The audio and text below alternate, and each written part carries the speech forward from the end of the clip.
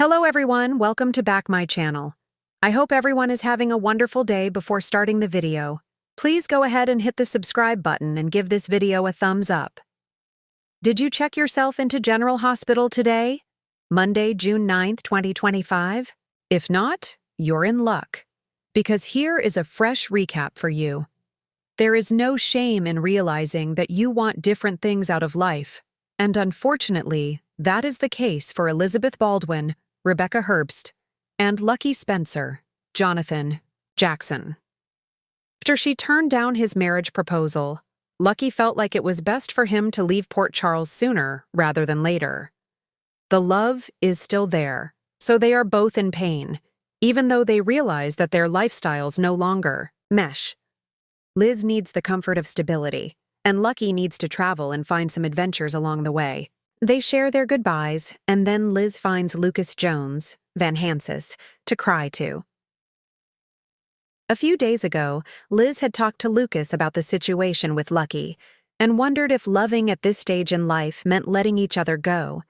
She tells him that she turned down Lucky's proposal, and now he is leaving. Liz realizes that she is no longer the girl willing to follow him anywhere anymore. Meanwhile, Lucky visits Lulu Spencer, Alexa Havens, to tell her that he is leaving. Lucky explains to his sister that he and Liz want different things, and it's just too painful to stick around. He is going to spend the summer traveling with their son, Aiden, and then figure things out after that. While they talk, Lulu tells him about the whole mess with Gio Palmieri, Giovanni Mazza, and how she hopes things eventually get better for everyone. Ava Jerome, Maura West, bumps into Marco Rios, Adrian Archando at the Metro Court pool, and they bond. She softens towards him once he tells her that he is Jen Sidwell's, Carlo Rota's son. Marco mentions that his father is trying to get a Van Gogh into the States, and Ava volunteers to help him out. She also realizes that he is dating Lucas, which makes their conversation even better. Cody Bell, Josh Kelly, is also at the pool, and he grabs Carly Spencer, Laura Wright, for a second to pitch her an idea. Unfortunately, she shoots down his love. Metro Court idea, and he takes a seat in the chaise that Ava had been sitting in. She circles back and wants her chair, so Cody offers to buy her an iced tea as an apology. Christina Corinthos, Kate Mancy, is back at the pool to try and exorcise some personal demons. The last time that she was there, she fell out of Ava's window, killing the baby that she had been carrying. Gio is nearby and sees Christina looking ready to panic, so he checks to see if he can be of any help. Christina tells him that it is her first time at the pool since her accident, and maybe she isn't ready to face it yet. Gio tells her that he is nearby if she needs him. She then locks in on Ava and storms up to her looking for a fight. Ava simply tells her to be grateful for her freedom and leaves.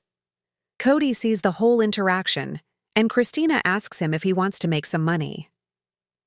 Nearby, Rocco Falconeri, Finn Carr, and Gio take baby steps towards being brothers. They both have always wanted a brother, and Gio says that being related to Rocco is the best thing to come out of all the pain and drama. Brooke Lynn Quartermain, Amanda Seton, is spending some time at the boathouse when her husband, Harrison, Chase, Josh Swickard, catches up with her. She is furious with both Lulu and her mom, Lois Cerullo, Rena Sofer. Chase admits that Lois texted him, and he told her that he refuses to be the go-between. He then suggested that Lois give Brooke Lynn some space. After Chase leaves, Marco appears.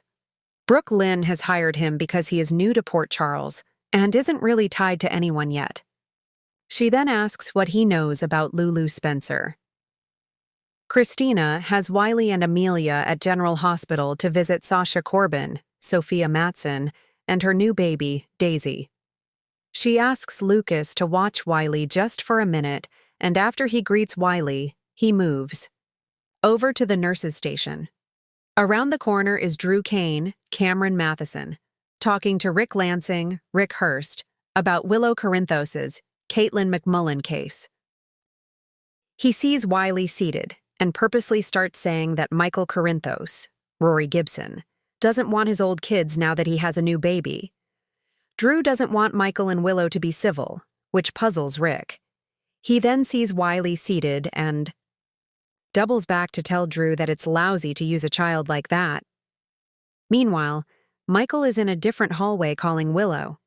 He suggests that they talk before going back into the courtroom, leaving her hopeful that they will work things out amicably. She is already at the courthouse with Nina Reeves, Cynthia Watros, and they are both hopeful that this will be a turning point. Willow also thanks Nina for putting her first and making sure that Sasha's paternity came out. She knows that Nina also loves Sasha, and betraying her was tough to do. Michael gets to Wiley, and Wiley asks him if he doesn't care about him and Amelia anymore. After reassuring him that it's not true, Michael gets to the bottom of where this came from. He is furious that Uncle Drew said this in front of Wiley and realizes that things with Willow can't be amicable as long as he is involved. Michael arrives at the courthouse and tells Willow exactly what their son told him. Willow refuses to believe that Drew said it, instead believing Wiley misunderstood, or Michael's family are lying about it. Michael tells her to remember this moment because it is when she could have ended things amicably and failed to put her kids first. Once inside the courtroom, Willow is put on the stand.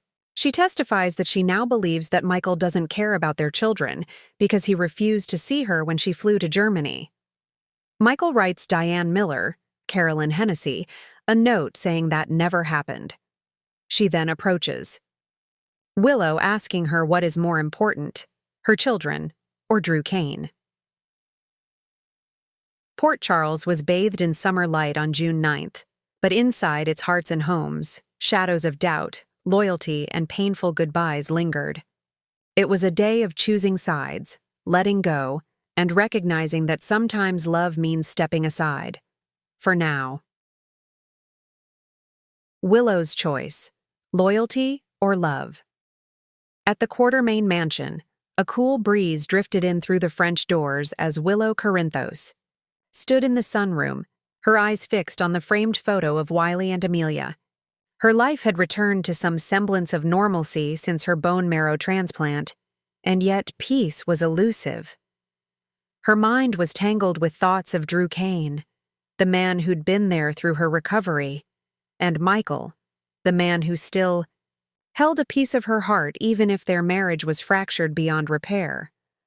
Drew entered quietly, a cup of chamomile tea in his hand. "You've been up since dawn," he said softly, offering the mug. Willow accepted it, managing a tired smile. "I couldn't sleep. Too much on my mind." Drew's face was unreadable, but the tension in his posture gave him away. They hadn't talked since the previous evening, when Nina's name had once again surfaced, this time because of a leak at Crimson that Drew suspected was no accident. But this morning wasn't about business. It was about them. "I need to tell you something," Willow said, standing tall. "And I need you to really hear me." Drew nodded, his blue eyes steady on hers. "I know I've been sending mixed signals lately. I've been trying to hold it all together for the kids, for Michael, for you. But I realized I've been unfair to you, keeping you in limbo." "You don't owe me anything," Drew began. "But I do," she interrupted. "You've been my rock and I care about you deeply. I trust you with my life, and that's why I'm choosing to put you first now." Drew's breath hitched. "I'm not going back to Michael," she clarified. "Whatever we had, it's done. There's too much water under the bridge, and he made choices I can't ignore. But you've always been honest with me, Drew. You never tried to manipulate me or hide the truth. And after everything Nina's done, it's clear who's been standing in the light." Willow stepped forward and placed her hand on his. "If you'll have me, I want to move forward with you." Drew blinked away the emotion in his eyes. He took her into his arms, holding her with a quiet protectiveness, knowing this wasn't the end of their problems, but perhaps the beginning of healing. Michael reels. From Willow's resolve across town at the Metro Court, Michael Corinthos was staring at a text Willow had sent just moments ago. It wasn't cruel. It was calm, final, and full of grace. She'd chosen Drew. "She's making a mistake," he muttered, tossing his phone onto the table. Nina, who had just arrived to meet Ava for brunch, overheard and paused at the sight of her ex-stepson unraveling. "Trouble in paradise?" she asked, with a knowing smirk. Michael stood up, his tone sharp. "Don't act like you don't know. You've been meddling in Willow's head for months. Now she's shut me out completely." Nina blinked, momentarily caught off guard. "I haven't spoken to Willow in weeks. Maybe not directly," Michael hissed, "but your fingerprints are all over this." Before Nina could reply, Carly entered from the elevators, eyes narrowing at the sight of her son confronting Nina. "This isn't the time, Michael," she said, stepping between them. "You're angry at Willow, not Nina." "Maybe I'm angry at all the people who pushed her into Drew's arms," Michael shot back. "Including you." Carly's silence was telling. She hadn't encouraged the romance, but she hadn't stopped it either. Michael left in a storm of emotion, his love for Willow tangled in the consequences of his own choices. Lucky's last day, a goodbye. Wrapped in quiet pain, at Laura's apartment, the air was thick with nostalgia and something heavier, farewell. Lucky Spencer had returned to Port Charles briefly, his presence like a long-lost melody stirring the hearts of everyone who remembered what he once meant to this town. Laura sat on the couch with an old photo album in her lap. Lucky, dressed in jeans and a worn denim shirt, leaned against the doorframe with his duffel bag slung over his shoulder. "You don't have to go," Laura said without looking up. "There's always another reason to stay." Lucky exhaled, then walked over and sat beside her. "You know I love you, Mom, and being back, seeing you, Lulu's kids, even Spencer, it's been grounding. But I can't stay and pretend I'm not still searching for something. Are you?" Laura asked. "Or are you running from what you've already found?" He smiled sadly. "Maybe a little of both." There was a knock at the door. It was Elizabeth. "Hey," she said, eyes softening at the sight of him. "I heard you were leaving." He nodded. "Flight leaves in a few hours."